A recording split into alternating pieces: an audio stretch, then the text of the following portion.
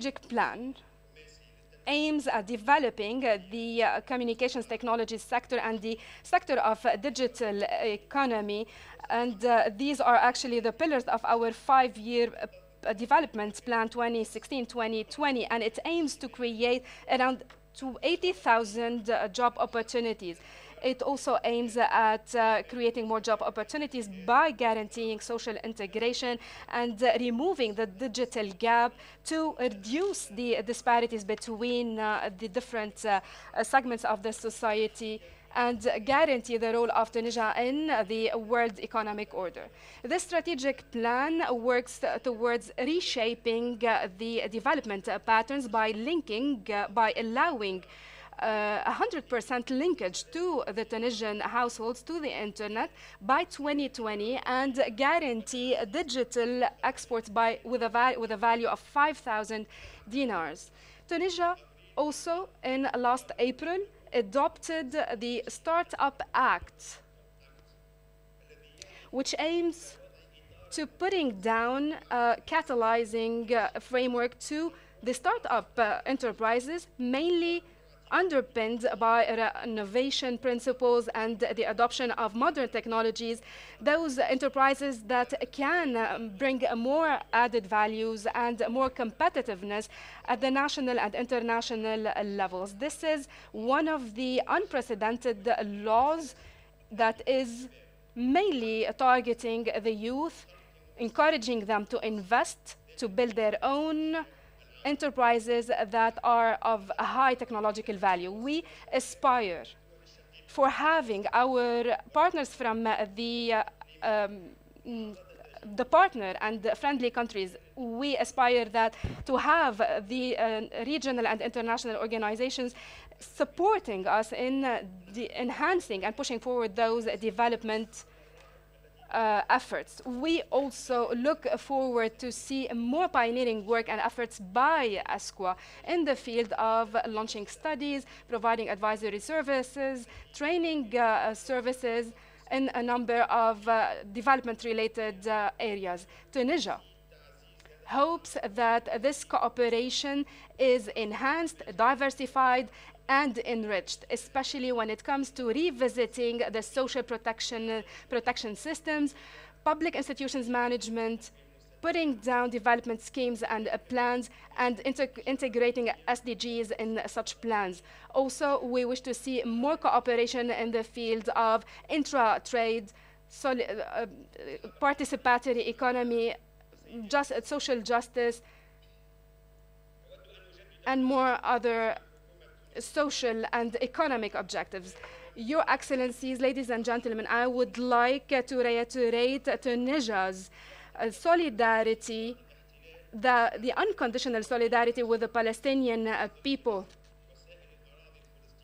at a time when we see the Israeli occupations aggressing and assaulting the unarmed Palestinian people in Gaza and the other Palestinian territories on a daily basis, in a clear and blatant violation of the international law and international instruments. It is undermining and taking lightly all international efforts to achieve sustainable development. It is depriving these practices are depriving this people of its right to development and being part of the international group in terms of trying to achieve sustainable development.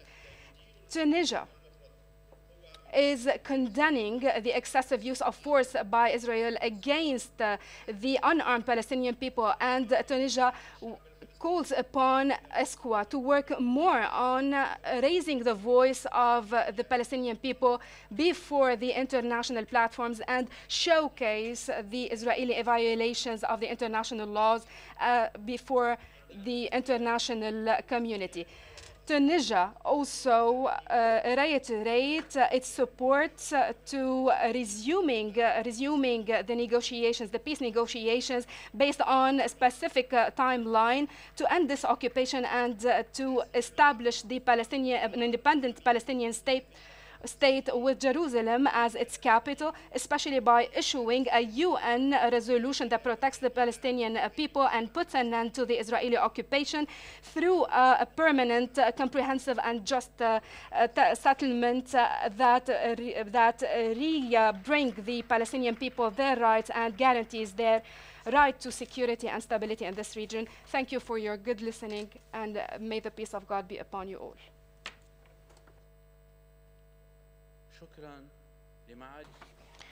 We thank Minister Tawfiq Al-Rashhi. I am honored now to call upon the Secretary General of the League of Arab States, Excellency Mr. Ahmed Abul Ghaid, to deliver his opening address.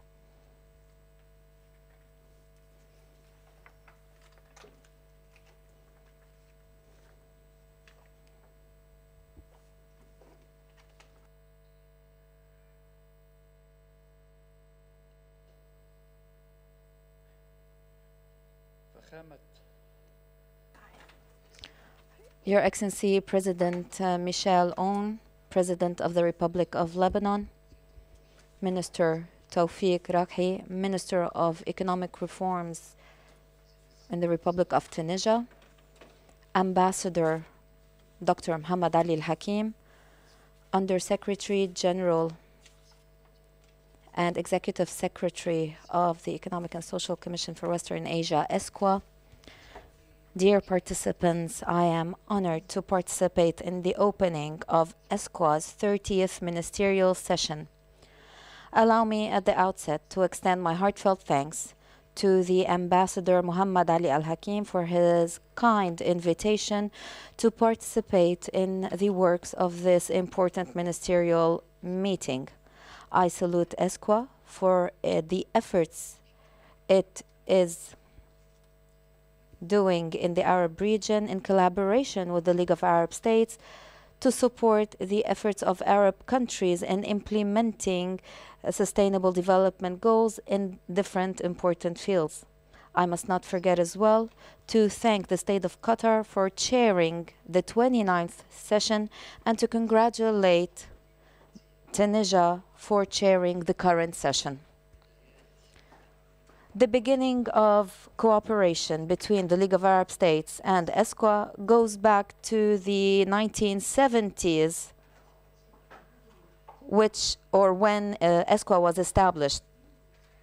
A memorandum of understanding was signed between the two in 1983, and it was updated in 2013 for the purpose of developing and enhancing cooperation between both organizations to include different priorities such as sustainable development, which has become today the main essence of our work, combating poverty, enhancing economic and trade integration, achieving food security, promoting information and communication technologies, upgrading women's rights, and other priorities, so that our joint action can be more harmonized with the budding challenges and needs in the Arab region, and to provide a framework of dialogue and cooperation between both ESCWA and the League of Arab States in a way that would deepen their efforts to push forward regional integration and their role in setting public policies in the region, taking into account the expansion of the scope of activities of ESCWA to cover the majority of Arab countries. Ladies and gentlemen, the United Nations 2030 Sustainable Development Agenda confirmed how pivotal the concept of interconnectivity and integration of goals is.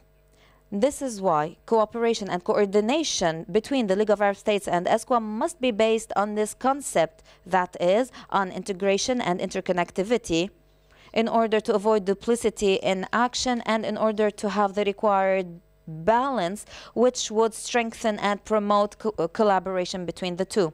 Allow me to congratulate ESCWA for the success of the Arab Sustainable Development Forum this year, and to appreciate or express my appreciation of the efforts that ESCWA is conducting in collaboration with the League of Arab States and its international partners in setting the priorities of the Arab region and implementing the 2030 agenda to the political forum year after year. In continuation of our cooperation and of our partnership, the Secretariat will receive the 24th meeting of the Regional Coordination Mechanism during October. This meeting will hold several meetings among Arab organizations that are specialized in this issue and UN agencies so that they can renew their common priorities. The Secretariat as well is currently preparing for the Arab Sustainable Development Week in its second round next November under the auspices of Mr. Abdel Fattah Sisi, President of the Republic of Egypt. This event is an important event in which we would like ESCWA to be a partner. Ladies and gentlemen, with the announcing of the 2030 Sustainable Development Agenda, leaders of Arab countries held their 27th summit in Nouakchott in 2016, and they took a resolution of establishing an mechanism that would follow up on the implementation of the 2030 Sustainable Development Goals in the Arab countries. And among its functions is cooperation with United Nations agencies. And as a result of that, the establishing of the Arab Committee, we started implementing the SDGs and providing support to Arab countries in implementing their national plans, and we started issuing recommendations to the Economic and Social Council of Arab countries. Ladies and gentlemen, within the concurrent events passing over the Arab region, starting with the revolution in information and communication technologies, which is the theme of your current session, Technology for Sustainable Development in the Arab region, we find great importance in technology. Technology has become a main pillar in sustainable development, as technology, scientific research, and innovation contribute to achieving the sustainable development we all aspire to, especially when technology is used as a tool to develop human capacities and as an essential element in transforming societies by providing them with the necessary tools and means to set national frameworks. This is in line with the ambition of Arab countries in nationalizing and transferring technology to the Arab world in the light of technology being an important and necessary operation to providing a healthy environment for work and for job opportunities, especially among the youth, in order to put an end to unemployment and to hasten and speed the pace of progress towards achieving the 2030 agenda, taking into account that the 17th SDG focuses on promoting technology, transferring it, and spreading it. This thus requires working seriously on this in order to find new, innovative and creative ways to have sustainable funding with the change in the whole financing structure and the thought and the linking between finance, society and the environment. This also requires from us the participation of all stakeholders, may they have a background in technology, finances or human resources. And in order to implement the SDGs all over the Arab countries, especially developing countries and the least developed countries in the Arab region, we are working on studying the means of doing so through an initiative that will be joined to the Arab Summit, which will be held early next year, and we invite you all to attend it as Arab countries. In this framework, I am happy to note that the League of Arab States has taken the initiative through the Arab Sustainable Development Committee and submitted a proposal to establish the Arab Network for Science and Technology for Sustainable Development. This network aims at contributing to the promoting of mechanisms of cooperation in science, knowledge, and technology for the purpose of implementing sustainable development and in cooperation with regional and international concerned entities. Finally, allow me please to thank the Lebanese Republic for hosting this important ministerial meeting. We look forward for its hosting as well the upcoming Development Arab Summit early 2019, which we wish the greatest success and whose results we hope will meet the ambitions of the Arab citizen. I also would like to thank Ambassador Dr. Muhammad Ali Al-Hakim, Under Secretary General and Executive Secretary of ESCWA, for the good organization.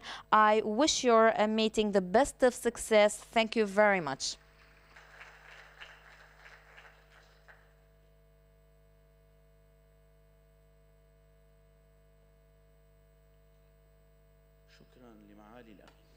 Thank you, Excellency Secretary General of the League of Arab States. Now we shall give the floor to ESCWA's address to be delivered by His Excellency Mr. Muhammad Ali Al-Hakim, Under Secretary General of the United Nations and Executive Secretary of ESCWA. You have the floor, sir.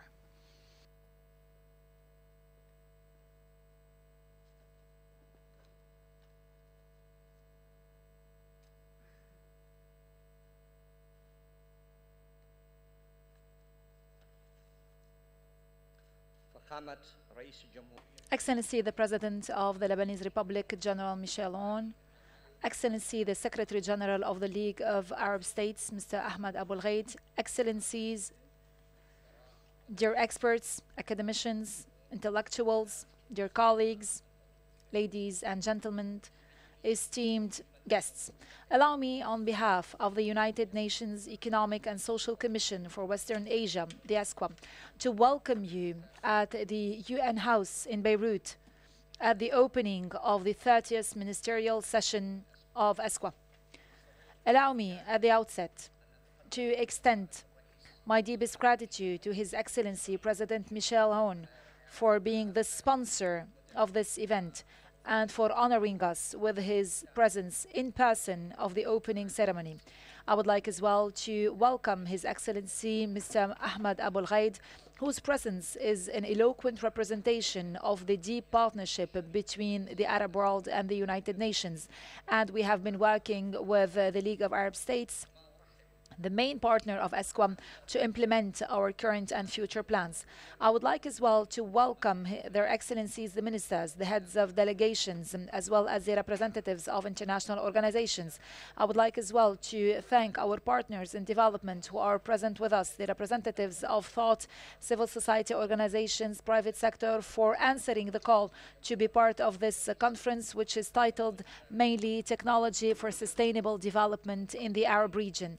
Ladies and gentlemen, Beirut is today the host of an elite of 14 Arab ministers who are gathered in order to take part at this consultation meeting. And Beirut is adorned today in its most beautiful finery. Beirut, the city of culture, of literature, of arts, of creativity, is hosting and welcoming those Arab delegations coming from the Levant to the Maghreb countries, from the north to the east, in order to engage in one language communication, to discuss one goal, which is to better serve the Arabs, the Arab human, in the present and in the future, under the main motto, which is technology for sustainable development. Convinced that we are that technology and innovation are two basic components, fundamental components for the implementation of Agenda 2030 in the Arab world. Esteemed guests, we are gathered here today in order to discuss how is it that technology and innovation could better serve human beings, human development in the Arab countries, and to discuss how is it that these two different dimensions could be integrated in national development plans of action, since they are burning needs emergencies as well as a very important priority in today's world in order to drive forward comprehensive and sustainable development which could better contribute to the prosperity, to the well-being of the Arab citizen, and to engage all parties without any exception. The United Nations offers an opportunity to examine the burning needs of Arab nations amidst the current circumstances. The Arab countries have been witnessing during the past couple of years major changes on the socio-economic, political and environmental levels. Ladies and gentlemen, we are gathered today in order to give a better momentum to cooperation, to find the adequate comprehensive national and regional frameworks in order to better serve our nation's prosperity, in order to serve the best interests of our people, and to provide the youth and the future generations with a better future. In fact, technology is complementary to the subject matters of the former ministerial meetings, namely the social justice and the implementation of the SDGs and Agenda 2030. We all know what lies within technology and innovation in terms of anchoring the capabilities of social justice and putting an end to division, to marginalization, and bridging the continuous gap on the gender basis, and in addition to guaranteeing the full inclusion of persons with disabilities and providing a better access to the most vulnerable categories, in addition to a series of very efficient solutions that can be offered to many environmental, economic, and social challenges that our Arab countries are faced with. Add to this the empowerment of young men and women and providing decent work to all and supporting sustainable development in the Arab countries and in the Arab region. Esteemed guests, Arab youth today is brilliant and suffering at the same time. It is brilliant in terms of its ideas and ambitions. It is brilliant in terms of its aspirations, yet it is suffering as it awaits decent job opportunities, ones that would provide him with decent living. And this will only be made possible by means of opening up the private sector. The government sector in the Arab countries has become unprecedentedly big, and it has been suffering from shortages, and this is unacceptable. Therefore, the youth needs to be given a wider room for action in the private sector so that they could develop the private sector and they could develop along. And this is a joint responsibility to be shouldered by governments and the private sector. The state is required today to put an end to the constraints, complications, and the difficult laws and regulations that impede the implementation and development of the private sector. And they are required as well to provide for flexibility in order to develop the businesses. The private sector is required to engage in connections and links with universities, with research centers, so that the outcomes could better serve development. Ladies and gentlemen, Arab women are faced with difficulties that are imposed as a result of discriminatory systems and regimes that hinder their capacity to contribute fully and efficiently to the economy. In fact, we cannot engage in a true rise of the Arab societies but with the empowerment of women and enabling them to become masters in different systems and to help them systematically access the labor market. Technology is a sector where women need to participate, to contribute to the economic life, one that we need to tackle and that we need to engage in with utmost emergency. Ladies and gentlemen, the mission and vision of the United Nations today and the address to all the stakeholders in an open and explicit call to engaging in technology and innovation at the service of a human development. This is the main purpose behind technology. It has to be at the service of human beings, of human development, and the sustainable development in the Arab countries. The efforts of development need to fall within the framework of a human being and needs to better serve the human being. Excellencies, ladies and gentlemen, esteemed guests, I wish you utmost success in your discussions, and I hope that they will be capable of opening new horizons to young men and women. And I hope that the recommendations of the session and the declaration that will be published during the closing ceremony will lead to messages and suggestions that will translate the priorities and the concerns of the Arab region into development policies that are capable of publishing the outcomes of technology and promoting innovation in our society. To conclude, allow me to reiterate my heartfelt thanks to His Excellency the President of the Lebanese Republic, General Michel Aoun, for being here with us.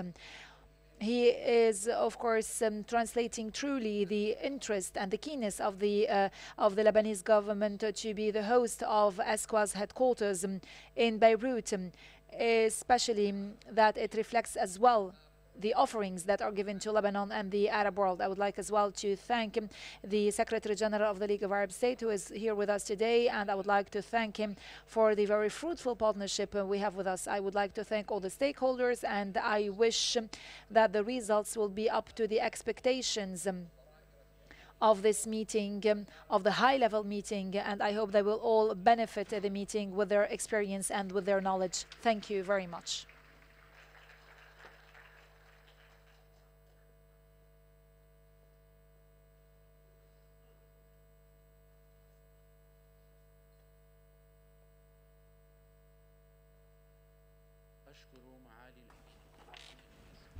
Thank you, Executive Secretary of ESCWA.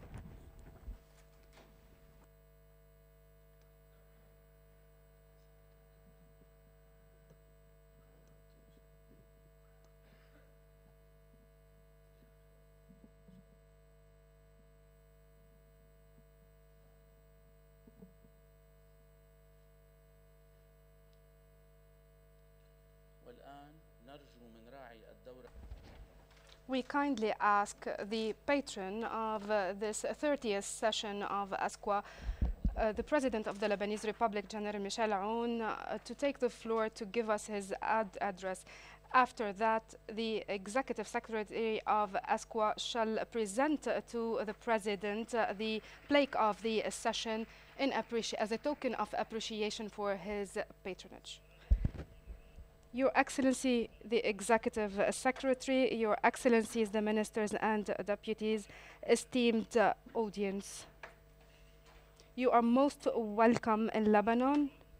Representatives of the member states of the United Nations Economic and Social Commission for Western Asia, ESCWA, and an elite of senior officials, academics, and experts concerned and specialized in the major economic and development issues in the Arab region.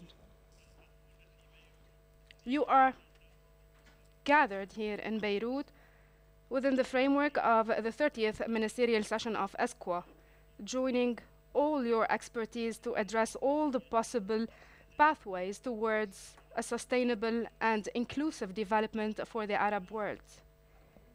Your meeting is extremely remarkable and special at the present time, as the activity of ESCWA has been since its inception and the start of its work from Beirut 44 years ago.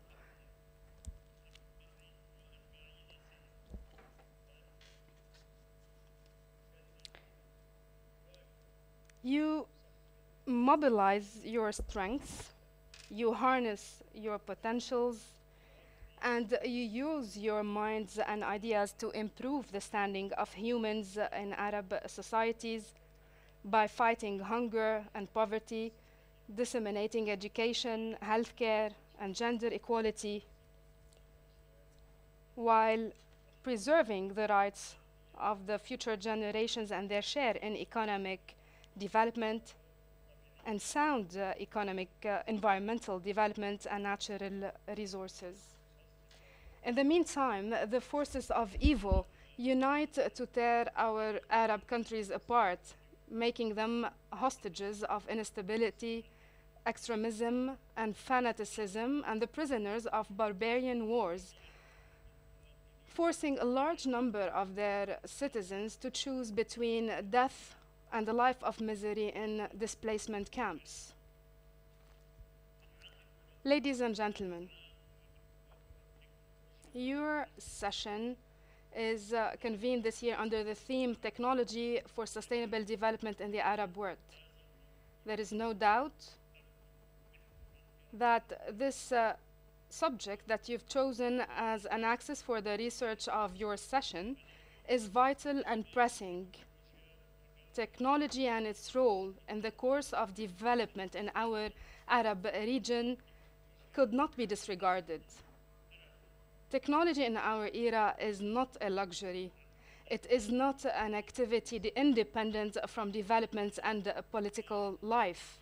It's rather a major stakeholder and a major player in economic and social progress around the world, in rich as in poor or middle-income countries. Lebanon is aware of the importance of technology and its role in the economic construction and development. It therefore relies on it to a great extent in the project that it intends to set up and execute in the upcoming period, in line with the socio-economic planning that we consider as a mandatory way out of our current economic situation. Such planning is also indispensable to building a bright future for the coming generations of the Lebanese. Sustainable development, ladies and gentlemen, is aimed at rescuing societies from their present problems: poverty, hunger, illiteracy, and disease. At the same time, it aims at providing a decent life for the coming generations. In Lebanon, we face similar challenges that are similar to those of sustainable development in terms of the necessity to tackle the problems of the present and brace for the requirements of the future. We are determined to face the accumulated crises which started to appear half a century ago and lasted for years and decades, reflected by decline in the standard of living and unacceptable inequality between the social classes and the various regions. This caused, in particular, a chronic gap between state revenues and expenses, in addition to a growing public debt which weighs upon the national economy. As Lebanon is faced with these difficult and exceptional circumstances, it was forced to pay a large share, way beyond its economic, financial, and social capacities, of the humanitarian tragedy caused by the Syrian war and the overall upheaval in our regional surroundings. We understand the humanitarian dimension of the displaced people's suffering, but it is a problem whose financial, economic, and security burdens exceed by far Lebanon's ability. We are determined to find the necessary solutions for these problems in the hope that the Arab and international communities help us reach this goal and assist the displaced to return home as soon as possible. On the other hand, and irrespective of the instantaneous problems, we want to rest assured that we want you to rest assured that we have done what we had to do to ensure a decent life for the generations that will come. Therefore, we've set our minds on facing the reality and its hardships, and we decided to resort to efficient planning. We set a roadmap which stipulates mobilizing our national potentials and using acclaimed international expertise. We expect to start seeing the results of this work as soon as the A new government is formed, and as soon as its ministerial declaration is completed. The main purpose for this endeavor is to transform the Lebanese economy from a rentier economy into a productive economy. The need is pressing to improve the living standards, to increase employment rates, and to mobilize all latent and unused potentials in the national economy. We need to create jobs and stimulate growth. And because the Lebanese economy's potentials are not yet fully exploited, the plan identifies the productive sectors, their support, and exploitation. Our programs grant priority to the achievement of financial reforms by collecting all the legitimate state revenues, stopping expenditure waste, and increasing public projects and investments. Let it be known that time has come to hold the corrupt accountable, and there shall be no leniency with those who make illegitimate profits by breaking ethical rules and violating the laws and the state's entitlements. It goes without saying that the Lebanese state will not allow the crisis to react and aggravate, nor the economy to be in recession year after year. Lebanon lacks nothing to score the best economic results compared to the region's economies and to those of emerging countries. Lebanon enjoys a special location and cultural and commercial openness to the world since the ancient times. Its citizens, especially the youth, have many a proof of excellence and success in their country and in the broader world. We also have acclaimed and accredited educational institutions and a long-standing, strong and active financial sector. In conclusion, as I wish you a successful session, I hope that our Arab region recovers stability, peace, harmony, growth, and prosperity. ESCWA has a major, reliable role in achieving the socio-economic aspect of these wishes. Long live your session, long live Lebanon.